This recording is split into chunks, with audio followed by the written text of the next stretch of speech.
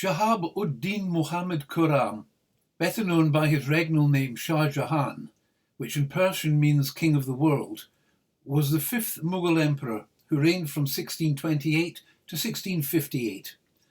He is widely considered to be one of the greatest of the Mughal emperors.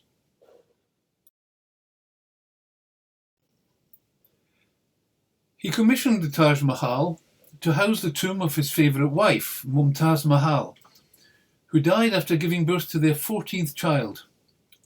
Eventually, it also housed his own tomb. To find out where his inspiration and influences came from, we must go back about 300 years to the very romantic sounding Samarkand.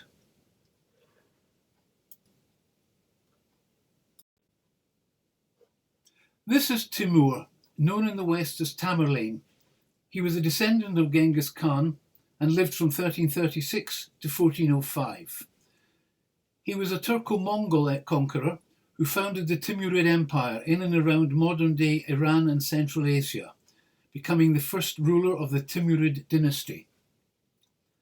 At that time, southern Kazakhstan, as it is now called, was part of his empire, and he was visiting the city of Turkestan when he commissioned this.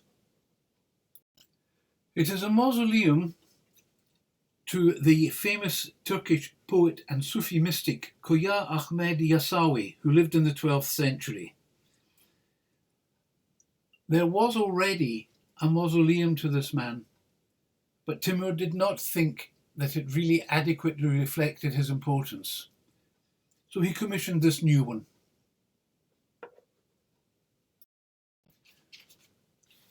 This is Gur-e-Amir, originally started by Timur as a mausoleum for his own grandson.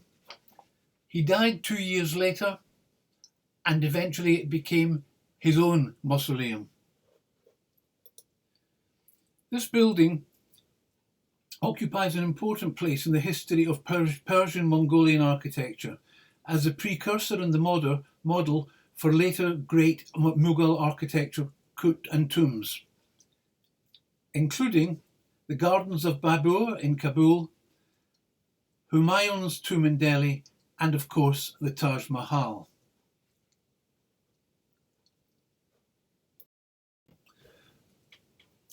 Babur was the great-great-grandson of Timur.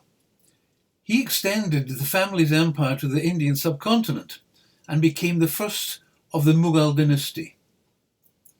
On his death, he was buried first in Agra, but as per his wishes, his mortal remains were removed to Kabul and reburied in Kabul sometime between 1539 and 1544.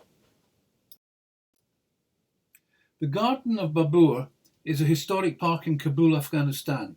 It is also the last resting place of Babur, the first emperor. The gardens are thought to have been developed around 1528. And when Shah Jahan visited in around 1630, he commissioned a marble screen to be built around the tombs. Humayun was the son of Babur and also the great-great-grandfather of Shah Jahan. On the death of Humayun, his wife Bega Begum commissioned this tomb for her late husband in around 1569.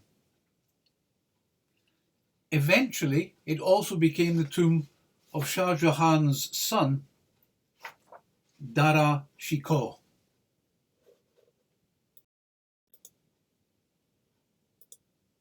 So these were some of the influences which led Shah Jahan to creating the magnificent Taj Mahal. This mausoleum was completed in 1643, and the surrounding buildings and gardens were finished about 5 years later.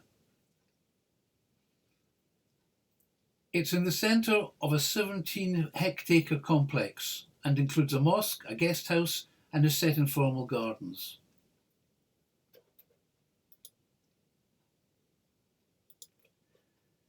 It is estimated that the final cost of the Taj Mahal in 1653 was around 32 million rupees, which in 2020 would be about the same as £750 million sterling. It was constructed using materials from all over India and Asia, and it is believed that over 1,000 elephants were used to transport materials. It took the efforts of 22,000 labourers, painters, artists and stonecutters. The marble, the jade, the crystal, the turquoise and all the other materials were brought from all over the known world. The centre point of the building are of course the tombs. There is a large white marble structure standing on a square plinth, and there is a symmetrical building with an arch-shaped doorway topped by a large dome. Like most Mughal tombs, the basic elements are Persian in origin. The main chamber houses the cenotaphs or false sarcophagi of Taj Mahal and Shah Jahan. The actual graves are at a lower level. The decorations of the Taj Mahal are among the finest in Mughal architecture. The decorative elements were created by applying paint, stucco, stone inlays or carvings. Throughout the complex are passages from the Quran that comprise some of the decorative elements.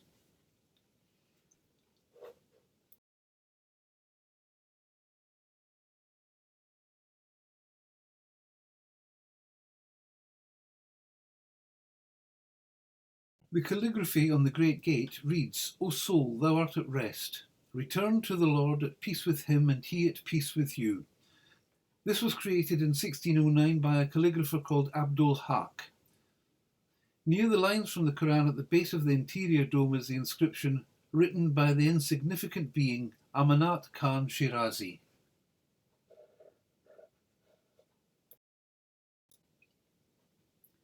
The Taj Mahal was designated as a UNESCO World Heritage Site in 1983, and it attracts 7 or 8 million visitors a year. In order to address over-tourism, the site instituted fines for visitors who stayed longer than 3 hours. Polluting traffic is not allowed near the complex, and tourists must either walk from the parking areas or catch an electric bus. A two-tier pricing system is in place, with a significantly lower entrance fee for Indian citizens and more expensive ones for foreigners. As the UNESCO citation said, the Taj Mahal is the jewel of Muslim art in India and one of the universally admired masterpieces of the world's heritage.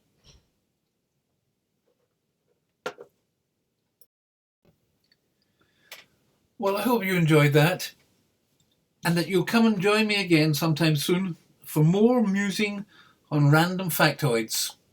Bye bye for now.